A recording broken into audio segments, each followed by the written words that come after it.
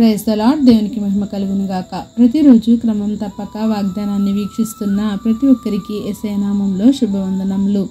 Subscribe చేసుకొని అనేక మందికి షేర్ చేసి దేవుని మాటల ద్వారా బలపరచండి. ఈ దినమునకై ఏర్పాటు చేయబడిన దేవుని వాగ్దానము లూకా సువార్త 17వ అధ్యాయము 3వ వచనము. అతడు మారు మనసు పొందిన ఎడల అతని క్షమించుము. Rebuke him and if he repent forgive him. చాలా జాగ్రత్తగా ఉండవలసిన రోజులు, నడుచుకొనవలసిన దినములు. చాలా తొందరపాటు నిర్ణయాలు, ఆవేశాలు వల్ల తప్పిదములు జరిగే ప్రమాదం ఉంది. క్షమాపణ అనే పదమునకు అర్థం కూడా లేదు, దానికి విలువ కూడా లేదు. నీ సహోదరుడు తప్పిదము చేసిన ఎడల అతనిని గద్దించాలి, అతనికి బుద్ధి చెప్పాలి. నీవు క్షమించుట వలన అతడు మారు మనసు పొంది అతని తప్పును తను తెలుసుకొనును. ముందుగా ఇతరులను క్షమించే గుణం, అంతటి పెద్ద మనసు మనకు ఉండాలి. ఒక తల్లికి పుట్టిన అన్నదమ్ములు, అక్క చెల్లెళ్ళు ఒకరిని ఒకరం క్షమించుకోవటం అంటే పెద్ద విషయమే.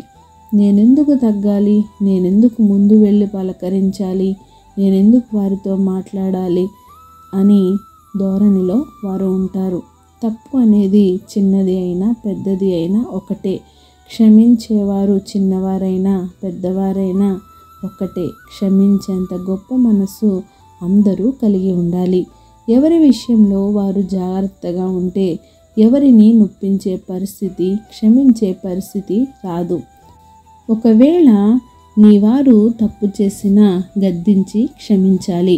ఒక దినములో 7 మారులు నీ ఎడల తప్పిదము చేసి 7 మారులు నీ వైపు తిరిగి మారు మనసు పొందాను, నన్ను క్షమించమని అడిగినప్పుడు వారిని నీవు తప్పక క్షమింపవలెను. చిన్నవాడు అని, పేదవాడు అని, స్తోమత లేనివాడు అని, అర్హత లేదని వారిని చూడకూడదు. క్షమాపణ అనేది అందరికీ సమానమే. తండ్రి నేర్పిన పరలోక ప్రార్థనలో కూడా మా రుణస్థులను మేము క్షమించు ప్రకారము మా రుణములను కూడా క్షమించుము అని పరలోక తండ్రికి మనము వేడుకుంటాము. మరి నీవు నీ సహోదరుని క్షమిస్తే దేవుడు నిన్ను కూడా క్షమిస్తాడు కదా. కనుక ఇప్పటి నుండి అయినా ఎవరి ఎడల అయినా సమాధానము లేకపోయినా, వారిని క్షమించలేక ఉన్నావేమో, నీవు క్షమించబడాలి అంటే నీవు నీ తోటి వారి ఎడల క్షమాపణ గుణం కలిగి ఉండి దేవుడు నిన్ను క్షమించేవానిగా నీవు ఉండాలి. మారు మనసు పొంది క్షమించే మనసును నీవు కూడా కలిగి ఉందువుగాక. ఆమేన్. చిన్ని ప్రార్థన. అత్యంత కృప కలిగిన మా ప్రియ పరలోకపు తండ్రి, మీరు ఇచ్చిన వాగ్దానంకే వందనాలు దేవా.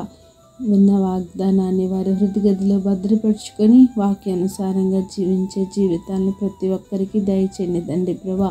ఈ రోజుల్లో క్షమాపణ అనేది నైనా ఎవరికీ లేదు తండ్రి ప్రభా. చిన్నవారని పెద్దవారని తారతమ్యాలు లేకుండా ప్రతి ఒక్కరూ మారు మనసు పొంది వారి సహోదరులను ప్రేమించే మనసును ప్రతి ఒక్కరికి దయచేయండి దేవా. నాయన ప్రార్థన అవసరం కోరిన ప్రతి ఒక్క బిడ్డని సమయంలో జ్ఞాపకం చేసుకోండి. ప్రతి వారి యొక్క అవసరతలను, అక్కరతలను ముందుగా ఎరిగిన దేవుడు తండ్రి. సమయానుకూలంగా వారి పరిస్థితులను చక్కబరిచి సమస్త ఘనత, మహిమ, ప్రభావములు మీరే ఆరోపించుకుంటారని యేసుక్రీస్తు పరిశుద్ధ నామమున ప్రార్థించి అడిగి వేడుకొనుచున్నాను మా తండ్రి. Amen. God bless you all.